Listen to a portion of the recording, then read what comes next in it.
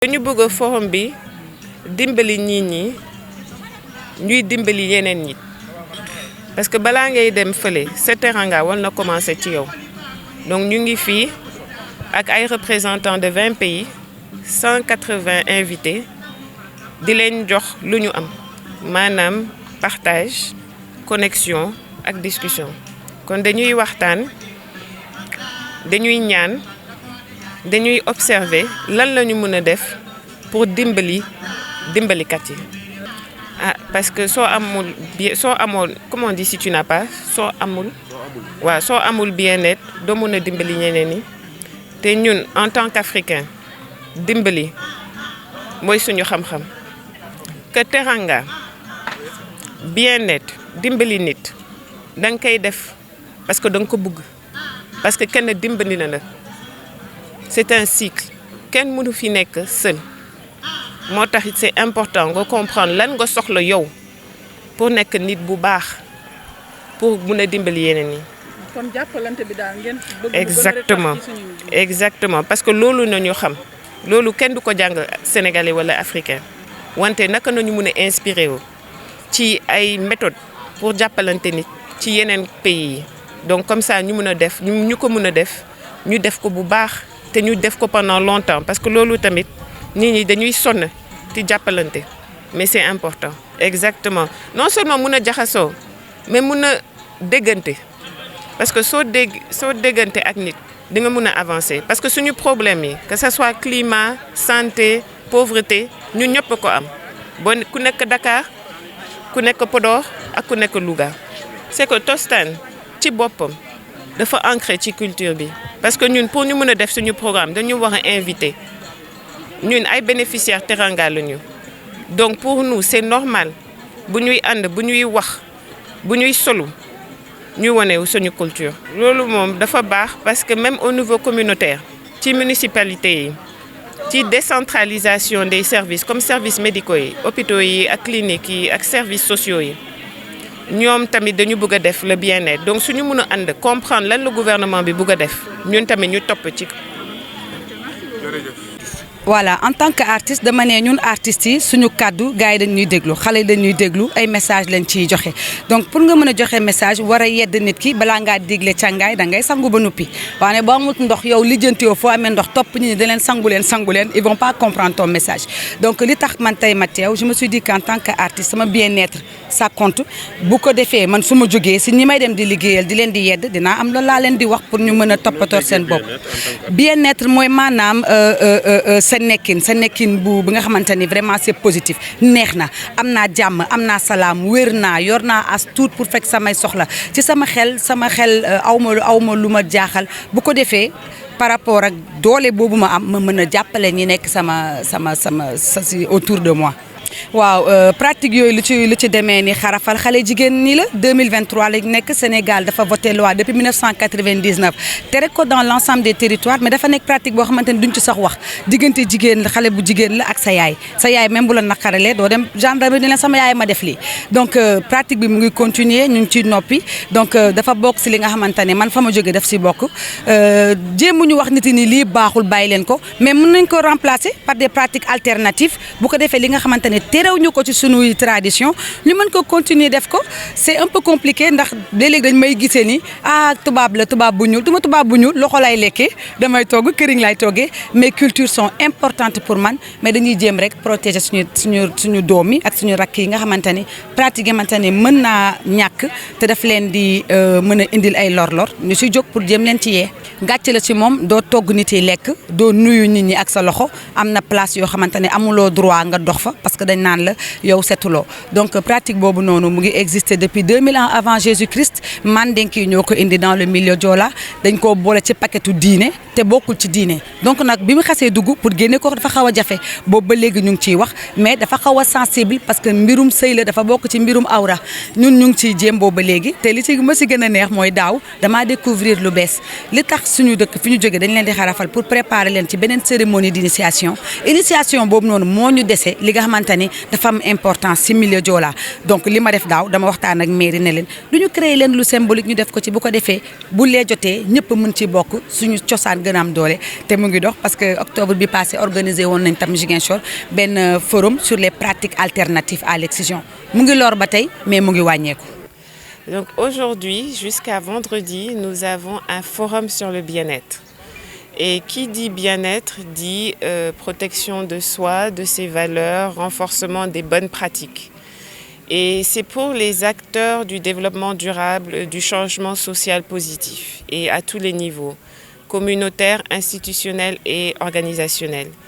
Donc du côté de l'individu, pour avoir une organisation, pour travailler dans une communauté ou être membre d'une communauté, ça commence par une personne. Donc ce que nous souhaitons faire pour ce forum et pendant ce forum, c'est renforcer, revigorer les efforts des individus, des universitaires, des élus locaux, des membres de la diaspora religieuse, on dira en Afrique, qui travaillent pour le bien-être des autres. Comment les renforcer ? Par des ateliers de concertation par rapport au bien-être dans la perspective africaine. Donc ce forum est le premier en Afrique sur le bien-être. Et nous allons demander à ceux qui pratiquent le bien-être de manière professionnelle, c'est-à-dire les agents communautaires de santé. Nous allons demander à ceux qui étudient le bien-être comme des psychologues. Nous allons partager avec les jeunes architectes du changement. Et ce que je veux dire, c'est qu'il y a énormément de jeunes en Afrique qui travaillent pour répondre aux opportunités, aux défis auxquels nous faisons face tous les jours. Et donc nous allons partager avec ces personnes pour comprendre, de un, quels sont les enjeux auxquels ils font face, mais aussi quels sont les remèdes et les choses, on va dire, les réflexes voilà, qu'ils ont pour pouvoir de manière innovante cultiver leur propre bien-être. Donc voici pourquoi nous sommes là aujourd'hui. C'est un atelier, c'est un forum, c'est un espace intergénérationnel où nous allons utiliser l'art aussi comme thérapie, le dialogue comme moyen de connexion et puis les contes, les histoires, les approches innovantes dans tout le continent, 20 pays en tout, pour pouvoir savoir comment mieux cultiver notre bien-être afin d'être au service des autres. Donc, ça fait 32 ans que Tostan vit dans les communautés où nous travaillons. Donc, notre programme a 3 ans de vie dans la communauté. Et ce qu'on a appris en écoutant les communautés, en les observant, c'est que le bien-être, il est contextuel. Donc, en Afrique, ce qu'une communauté, on va dire, dans le Médina Yoro Fula fait, peut ressembler à ce qu'une autre communauté à Vélingara fait, pour pouvoir répondre par exemple aux conflits.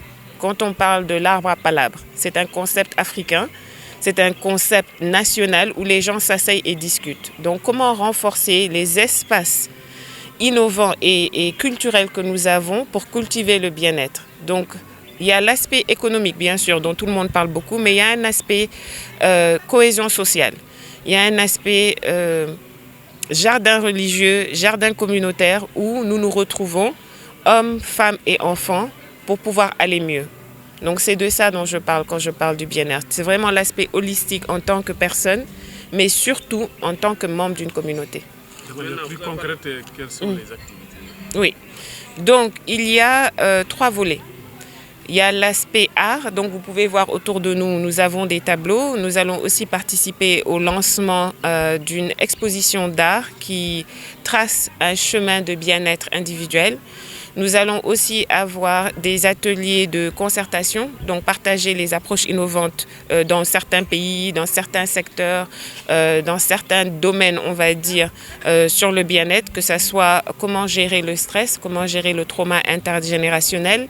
Il y aura aussi des discussions sur les systèmes. Donc à la base, qu'est-ce que nous essayons de changer dans le domaine du développement durable? Ce sont des changements systémiques, endémiques. À notre contexte. Donc nous aimerions échanger sur ce sujet. Toute personne qui travaille pour le développement durable dans sa communauté. Donc on passe du jeune qui est dans une communauté du Fouta, qui travaille pour que les jeunes de sa communauté puissent aller à l'école ou rester à l'école. On parle des docteurs dans les postes de santé communautaire qui voient des choses que nous ne pouvons qu'imaginer de nos grandes villes. On parle aussi des infirmières, on parle des universitaires, on parle des élus locaux, des leaders religieux qui sont très importants dans notre culture.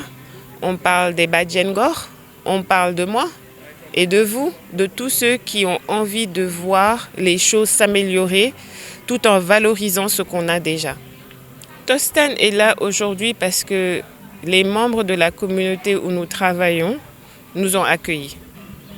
Donc cet esprit de Teranga qu'on nous offre, qu'on partage avec nous, cet honneur qu'on nous fait, nous permet en tant qu'invités bienveillants d'observer quelles sont les valeurs de la communauté sur lesquelles on pourrait rebondir pour pouvoir créer des opportunités de partenariat. Donc moi, étant directrice des partenariats, un de mes mandats, c'est de comprendre quelle est la vision de la communauté et ensuite d'aller à la recherche de partenariats qui renforcent les valeurs, qui respectent les agents de la communauté, du plus jeune au plus âgé, et qui vont aider à bâtir sur la priorisation des priorités, ou on va dire la priorisation de la vision. Parce que c'est une chose de dire on veut un jardin communautaire, on souhaiterait que les jeunes puissent être entrepreneurs et on a envie aussi de répondre au changement du climat, mais c'est dire on va commencer par ça, on va commencer par un grenier, on va commencer par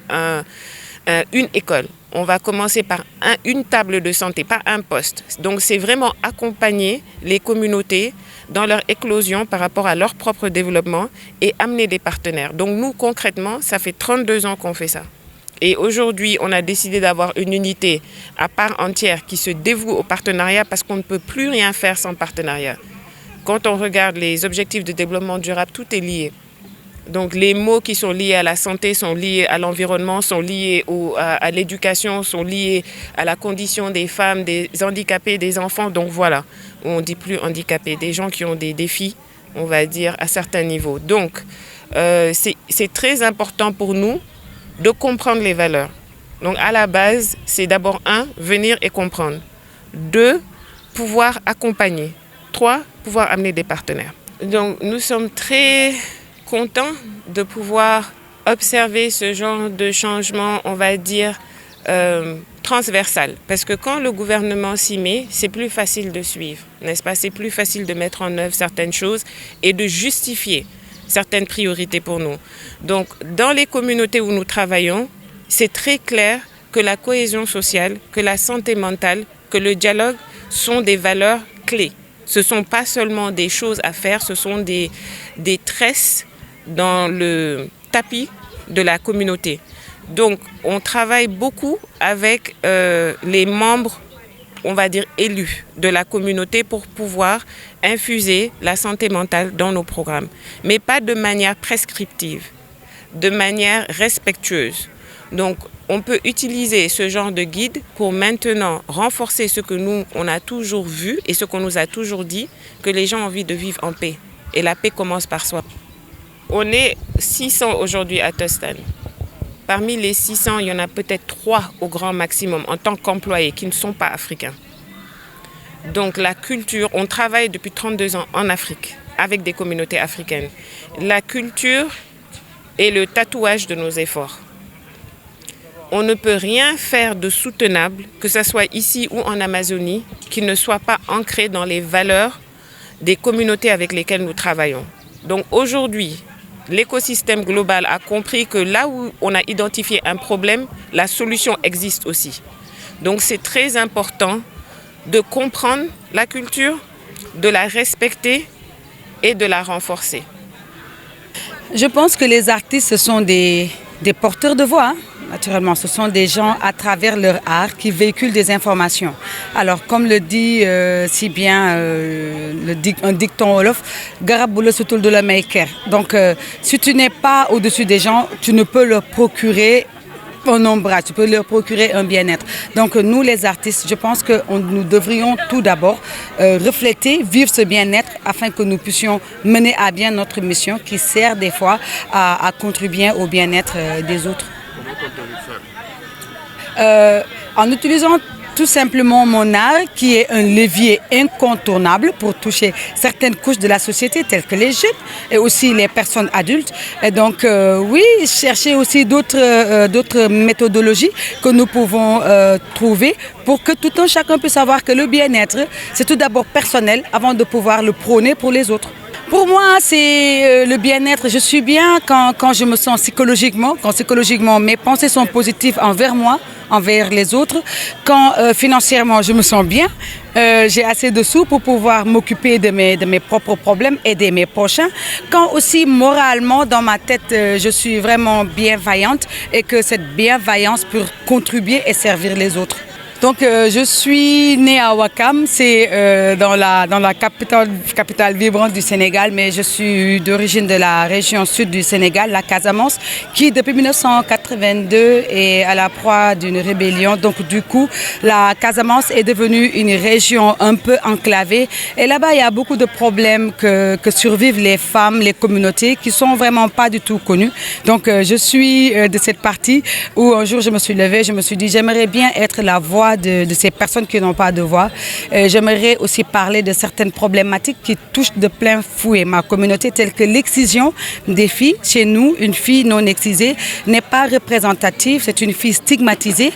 Donc ma mère m'a excisée pensant me mettre dans les normes de ma communauté, mais c'est juste après plusieurs années que je me suis rendu compte que bon nombre des problèmes que je survis me sont vraiment transmises à travers cette pratique. Donc, j'en ai pas fait vraiment du fromage. Je me suis dit que c'est un pas que je devrais faire plus tôt afin de voir comment régler ce problème. Et donc, moi, mon engagement, c'est pour le bien-être de mes communautés, de mes jeunes filles, qu'elles puissent être grandes, être des décideurs, qu'elles ne puissent pas être stigmatisées parce qu'elles ne sont pas excisées, qu'elles puissent aussi grandir avec tout leur corps et voilà, appartenir à leur communauté. Donc c'est ça, c'est mon engagement. Donc je travaille aussi beaucoup sur la paternité précoce, sur la parentalité positive et aussi sur la transformation du genre, parce que ce n'est pas seulement au Casamance, dans tout le Sénégal. Nos jeunes filles travaillent au moment où les garçons dorment. Et on attend les mêmes résultats de nos enfants. Donc ce sont les sujets qui m'interpellent.